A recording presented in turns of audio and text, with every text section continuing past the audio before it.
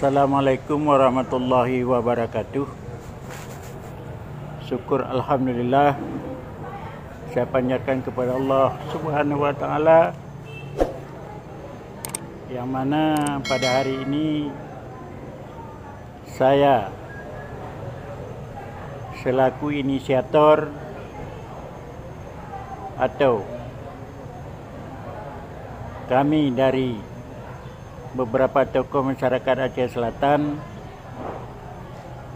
yang berinisiatif mendirikan perguruan tinggi Politeknik Aceh Selatan yang kira-kira beberapa tahun yang lalu.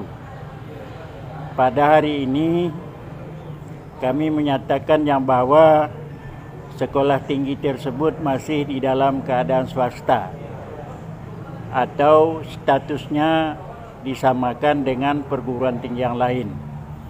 Maka pada hari ini dengan kesemupakatan seluruh pendiri daripada Politeknik Aceh Selatan tersebut berniat untuk menegrikan Politeknik tersebut menjadi Politeknik Negeri Aceh Selatan, yang dulunya bernama Politeknik Aceh Selatan, yang sekarang menjadi Politeknik Negeri Aceh Selatan.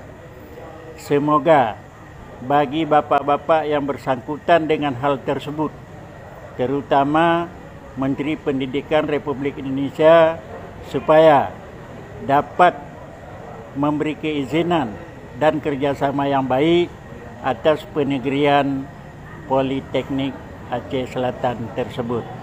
Demikian harapan kami, terutama harapan seluruh masyarakat Aceh Selatan dan harapan pengurus, kemudian harapan kami daripada pendiri, semoga hendaknya dapat dikabulkan oleh Allah SWT dan Bapak dapat merestuinya. Demikian harapan kami kepada Bapak, semoga terkabul hendaknya.